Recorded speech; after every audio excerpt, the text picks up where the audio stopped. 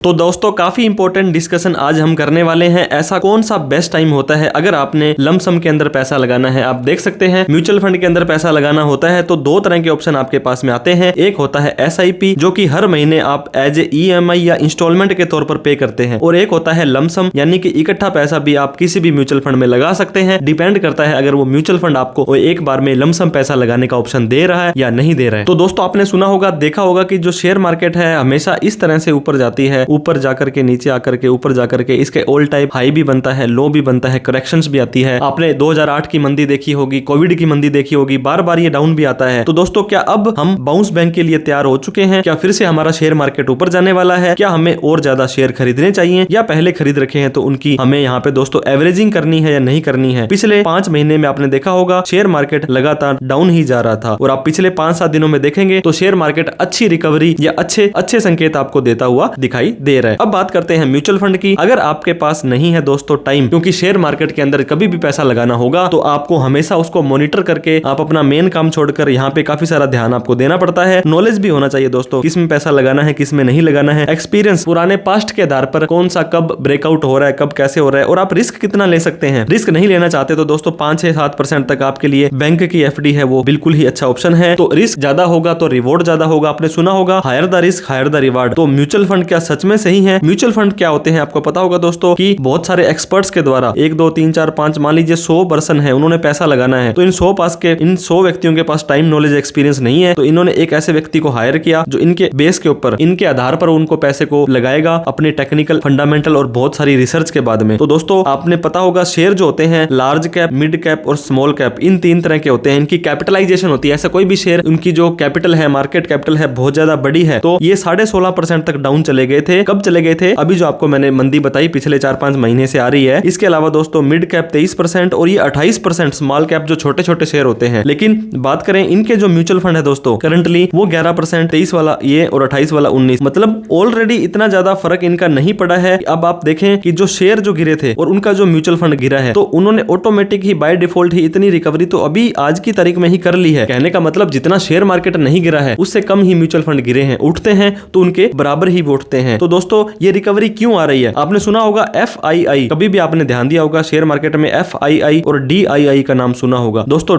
F का मतलब foreign और D का मतलब डोमेस्टिक। फॉरेन इंस्टीट्यूशनल इन्वेस्टर, जो बड़े बड़े आप कह सकते हैं जो खरीदने वाले होते हैं, बड़े व्यापारी बोल दो उनको दोस्तों, वो चले गए थे, हमारा सारा माल बेच करके इंडिया से बाहर चले गए थे। अब वो वापस आ रहे हैं क्योंकि जब डिमांड और सप्लाई होगी, जब खरीदने वाले होंगे तभी तो उसका रेट बढ़ेगा। तो जब वो वापस खरीदने आएंगे तो डिमांड बढ़ेगी तो रेट भी बढ़ेगा। दोस्तों 2 बड़ी बड़ी रेटिंग कंपनियां हैं, एक तो मॉर्गन स्टैनली है और एक फिच रेटिंग है। इन्होंने क्या बोला है? पॉजिटिव न्यूज दी है। इन्होंने बोला है जो इंडिया की GDP है 6.3% तक रहने वाली है, जो लगभग हर कंट्री से ज्यादा है, और दिसंबर 2025 तक सेंसेक्स आप 1 लाख रुपए तक भी देख सकते हैं। ये इन्होंने यहाँ पे भविष्यवाणी की है, कुछ स्टडी की है, तो टेक्निकल फंडामेंटल इन्होंने भी देखी होंगी। अब दोस्तों कुछ शेयर्स मैं आपको बताने वाला था जो शेयर्स इन म्यूचुअल फंड के अंदर पैसा लगाते हैं। ये जो म्यूचुअल फंड है जैसे कि लार्ज कैप वाले जो भी म्यूचुअल फंड है दोस्तों, इसके अंदर मैं फंड्स के नाम बताना चाह रहा था और इनको इनकी वैल्यू कितनी है और पिछले 6 महीने में इन्होंने कितनी रिटर्न दी है। आप एक चीज नोट करिएगा दोस्तों, इन म्यूचुअल फंड की लास्ट 1 साल की, लास्ट 3 साल की और लास्ट 5 साल की रिटर्न देखेंगे तो आपको कम से कम 12, 15, 20, 30, 40% तक के रिटर्न आपको देखने को मिलेंगे। अगर हम बात करें Motilal Oswal large cap fund की, जिसके फंड साइज 1680 करोड़ का है, इसने पिछले 6 महीने में ना प्रॉफिट दिया है ना लॉस दिया है। तो मतलब दोस्तों जो आपका म्यूचुअल फंड 25% तक की रिटर्न देने की काबिलियत रखता है वो पिछले 6 महीने में कुछ नहीं दे रहा है। तो इसका क्या मतलब हुआ कि अब इसके अंदर पैसा लगाया जा सकता है। अगर आप सिप स्टार्ट करेंगे तो आप क्या करेंगे? सिर्फ 1000 रुपए ही लगाएंगे, 10,000 रुपए लगाएंगे। लेकिन लमसम के अंदर डालेंगे तो इकट्ठा पैसा आज ही डाल देंगे तो आज से ही आपको कम रेट में मिलने लग जाएगा। DSP टॉप 100 इक्विटी, इसका भी फंड साइज काफी बड़ा है। इसने 7.5% डाउन के अंदर नेगेटिव के अंदर रिटर्न दी थी। ICICI प्रूडेंशियल के अंदर दोस्तों इसका जो ब्लू चिप फंड है इसने माइनस के अंदर 8% और केनरा के जो बैंक है उसने 8.78% की माइनस में रिटर्न दी है। तो शेयर मार्केट हो या इंसान हो, एक ना एक दिन तो उसे ऊपर ही जाना है। तो आप इन म्यूचुअल फंड के अंदर लमसम के अंदर पैसा लगाने का सोच सकते हैं। लार्ज के बाद बात करते हैं दोस्तों मिड कैप कैटेगरी की। मिड कैप में HDFC का जो मिड कैप है इसका फंड साइज 6757 करोड़ है, माइनस में 10.88% की रिटर्न दी है। व्हाइट ओ कैपिटल इसने जो 2502 करोड़ का